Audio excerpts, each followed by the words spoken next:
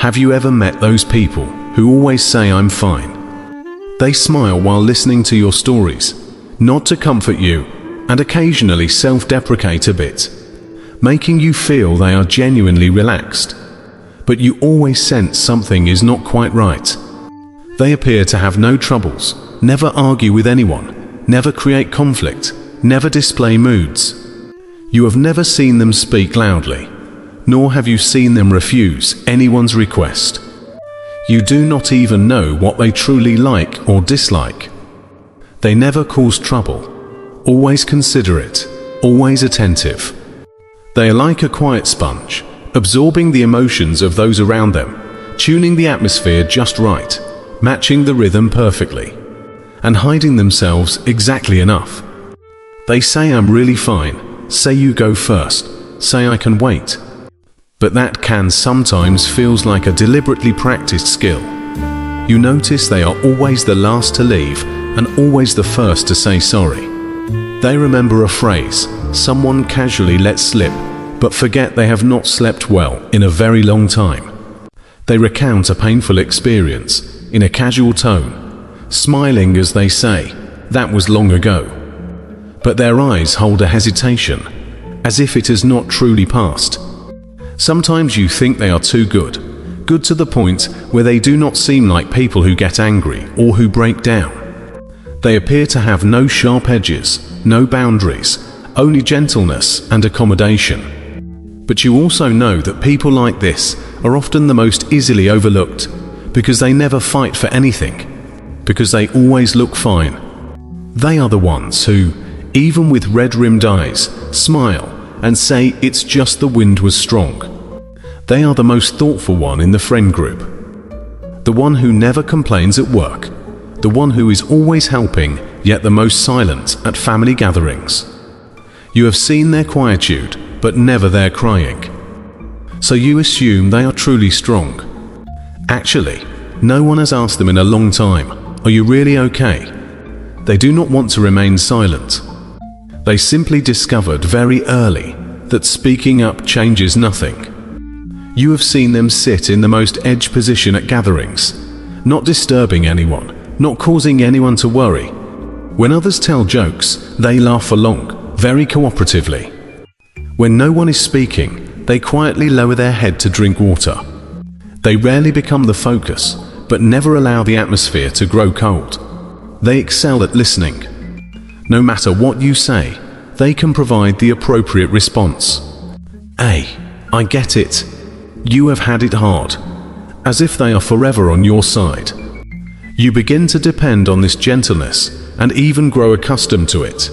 Yet you forget to ask about them. They apologize swiftly. Even when it is not their fault, they say sorry. The door not fully closed is their fault. The food not warmed enough is their fault. Even if you suddenly erupt emotionally, they lower their head first. Not because they truly did wrong, but because an apology lets the situation pass quickly. They hardly ever refuse others. Whether it is overtime, helping, companionship, or listening to venting. Even when utterly exhausted, they smile and say sure. Their mouth says yes, while their body trembles. But they will not let you see the trembling side. They are always caring for emotions. Walking without making noise, speaking without offending, emotions without burdening others. You have never heard them voice a negative feeling. Even "I'm tired" is said like a joke. They say things have been all right lately. Say compared to others, "I am already doing well." They seem indifferent to everything, yet remember everything. Remember you said you dislike cilantro. Remember the day you said you were in a bad mood. They place care in the details, yet never demand others do the same for them. Sometimes you ask them, "Are you really okay?" They smile and say, "I really am fine," and you believe it. Because that smile is so natural, so reassuring. You even feel that only because they are always doing well, can you relax and be yourself. They seem born to play the role of the stable one.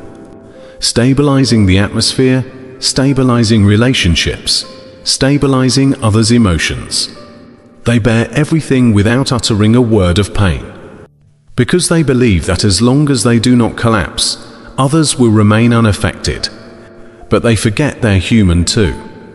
They have emotions, moments of collapse, impulses to slam the door and walk away. But all of it is folded into silence. Over time, they grow accustomed to not expressing. Even joy is expressed subtly. Even sorrow is dismissed with "it's fine." And this is their daily life of pretending everything is okay. Not lying, merely not telling the full truth. Not performing, simply concealing. Why do they always choose silence? Why, when hurt, do they still smile and say, "It's no big deal"? Why, in relationships, do they always bow first, concede first, withdraw first? From a psychological viewpoint, these behaviors are not difficult to comprehend. They constitute a form of functional masking, a complex, delayed self-protection strategy. On the surface, it is yielding; in essence, it is survival.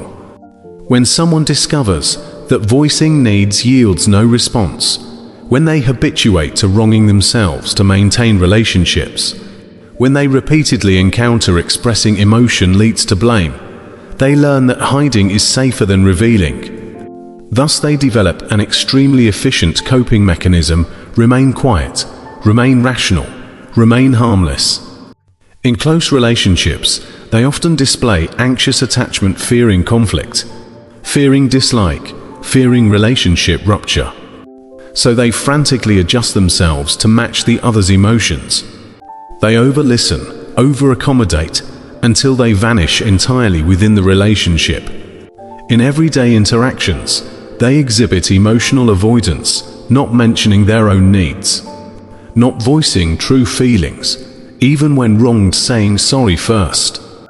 Because they believe emotions are dangerous, things that lead to loss of control, alienation, abandonment. Deep within, they endure long-term self-suppression, pressing down every unstable part, like a radar that constantly self-corrects, scanning others' expressions, tones, attitudes, and swiftly adjusting their mode of existence accordingly. They are not deceiving people. They are simply always trying not to let things get worse. And this compulsive pacifism typically originates from a profound fear of not being good enough, fear of the consequences of emotions, fear of the moment of becoming a burden. So they would rather exert excessive effort than trouble others, rather be misunderstood than explain further, rather suppress themselves than preserve the relationship. Because in their experience, once a relationship spirals out of control, it cannot be mended, and they cannot afford the risk of being abandoned. Interestingly, these behaviors are frequently praised in society. Emotionally stable, high emotional intelligence does not make trouble, very thoughtful. But no one knows the toll behind it. They do not lack the need for care. They have simply grown used to not receiving it. Over time, they begin to deny their own emotions, begin to treat masking as identity, begin to genuinely believe, "I should not have emotions, I should not burden anyone." But please remember, defense is not a flaw. It was once the only instinct they could use to protect themselves. It is a form of wisdom. Only wisdom can sometimes bring loneliness. Not every person who pretends to be fine was born adept at silence. They too once expressed themselves. Only those expressions were gradually eroded by reality, perhaps in early childhood. Once they mustered courage to say, "I do not want to go." Yet an adult glared and said, "How can you be so inconsiderate?" In that moment, they learned to keep quiet. Or once they cried bitterly. Someone flung out, "Stop crying. How can you be so delicate?" Thus they learned to smile. Or one day they cautiously shared a secret, only for it to become a joke for the entire class. That day, they understood silence is safe. Often these shifts are not major traumas, just repeated minor strikes, repeated moments of being overlooked. In the process of not being understood, not being responded to, not being caught, they gradually learned expressing emotions is dangerous. Being seen afterward leads to worse outcomes. They no longer lose their temper because it achieves nothing. They no longer argue because arguing invites blame. They no longer cry because tears bring no care. Only you are too sensitive. Many people's first becoming quiet is not by choice, but because they were forced to stash away emotions. At a family dinner, watching others laugh while their own emotions have nowhere to go. In a classroom corner, a report card laid out, yet no one asks, "Are you okay?" In a midnight room, alone biting the quilt corner, swallowing tears. Emotions do not vanish, they are merely locked away. Voices do not vanish, they simply learn to speak inside the heart. They no longer express, not because they lack feelings, but because they no longer believe feelings have meaning. Their growth process is not loud collapse, but silent withdrawal. They slowly learn that as long as they are not too intense, not too needy, not too troublesome, the world can still accommodate them a little. Over time, they truly appear fine. But you do not know the price they paid to hide the self that longed to be loved, understood, caught. Some rules are not taught by others. They summarize them themselves amid repeated setbacks. For example, this one: as long as I do not speak, others will not be unhappy. As long as I do not trouble others, I am less likely to be discarded. As long as I appear fine, I will not be labeled emotional. As long as I endure everything, no one will accuse me of weakness. These rules are not written on paper, but deeply etched in their hearts. They become an automatically running system, a self-suppression program requiring no thought. They no longer need external demands. They automatically render themselves acceptable. Thus they grow accustomed to smiling preemptively, yielding preemptively, apologizing preemptively. Even if inwardly opposed, their mouth says it's okay. They even persuade themselves this little matter is not worth mentioning. Even if that little matter is someone treading on their bottom line, they are never truly indifferent to everything. They simply feel caring changes nothing. Because they know in this world, people with too many emotions easily lose their place. Some say they are too sensitive, but in reality, they are too perceptive. They can swiftly detect shifts in others' tones, emotional temperatures, then rapidly simulate in their mind an entire set of non-troublesome responses. They are always prepared to be the easiest person to get along with, even if it means they are completely unseen. This also explains why they are always so sensible, because they learned very early that insensible people have no one waiting for them. Thus in relationships, they gradually become light. No demands, no reliance, no disturbance. They smile and say, being alone is quite nice, when in fact, they are simply used to no one asking. When this state persists, emotions begin to freeze. They start to lose track of what they truly want, because wanting has not been permitted for too long. They grow increasingly unfamiliar with themselves, live ever more cautiously, ever more quietly. Sometimes they dare not remain happy for long, because they fear that once happy, they will relax, lose control. And loss of control is the thing they can least accept. They are not without emotions, but emotions can only flow in the most private corners in the midnight car, before the bathroom mirror, in tears beneath the blanket. When suppressed for long, it turns into a kind of emptiness. You can laugh, speak, work, socialize, but you discover yourself increasingly like a shell. Others think everything is normal, only you know how exhausted you are. The exhaustion does not come from external loads, but from the internal tug of war, constantly battling the true self. You are perpetually playing the fine person, yet you know you're not. You clearly have so many words you want to say, so many painful points, so many grievances. Yet you still choose to smile and say, I am fine. This I am fine is the loneliest lie in the world. Perhaps you never imagined one day saying to yourself, you have truly worked very hard. You are too accustomed to smiling, to yielding, to setting yourself aside first in relationships. You think this is maturity, is sensibility, is self-management. But in fact, it may also be a form of self-denial. You say you do not need understanding, but actually, you simply dare not face disappointment again. You say you can endure, but actually, you are nearly at your limit. You say, I am fine.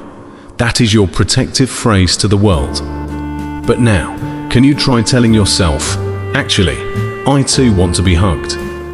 Not all silence is strength, some is you repeating to yourself, do not cry.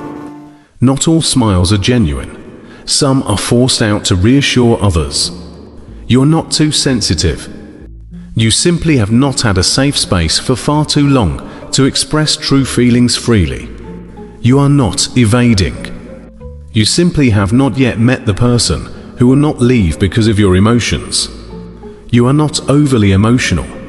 You were simply forced to mature, learning too early to care for others while no one cared for you. You are not weak. You have simply been quietly bearing heavy loads amid the crowd for far too long. You learned to pretend because you wanted so badly to retain certain relationships. You became sensible because you feared loss too much. You chose silence because you are too familiar with speaking out and no one listens. But now, perhaps you can permit a slightly different possibility. Permit yourself not to constantly read faces. Permit yourself, when weary, to say, I truly do not want to cope anymore. Permit yourself, when hurt, not to forgive instantly. Permit yourself not to be the one who always understands others. You need not be perfect forever. You need not smile forever. You can breathe. You can gradually learn to stop masking. You can try loosening the taut rope of I must be okay. Because you have already walked very, very far. It is time to stop and embrace the self that has been carrying everything all along. You did nothing wrong. You simply survived using the method you could conceive. That is not cowardice, that is wisdom. That is not a problem, that is the way you once protected yourself. You have already done very well, truly. Healing is not a grand transformation. It often occurs quietly. It is the day you finally stop forcing a smile. It is in a conversation, summoning courage to say, actually, I was very upset that day. It is when someone blames you, for the first time not immediately saying sorry, but pausing to ask yourself, did I really do wrong? It may be tiny choices this time, not suppressing emotion. This time not holding on, this time deciding to leave a bit of space for yourself.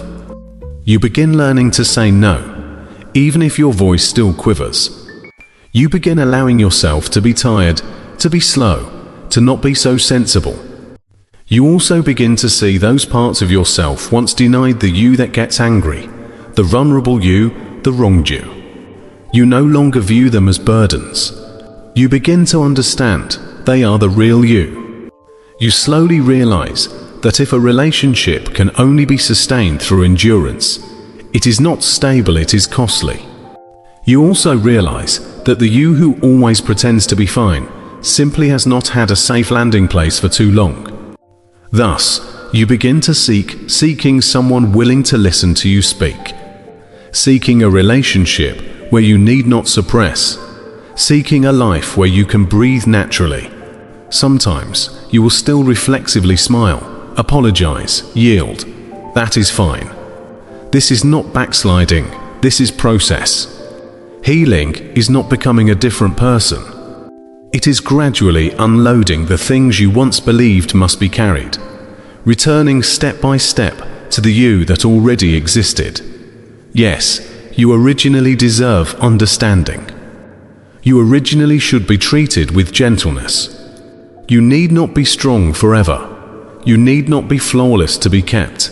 You are merely human. Humans tire, cry, hurt, need. There is no shame in that. You can wake in the morning and tell yourself, "Today, I do not want to smile," and that is okay. You can slowly say in a relationship, "I have emotions too, please catch them." You can permit yourself to be vulnerable without hastily explaining. Just like that, bit by bit, you release the mask and step into authenticity, not for anyone else, but finally, for yourself. Please remember, healing is not becoming someone new. It is remembering who you were before fear.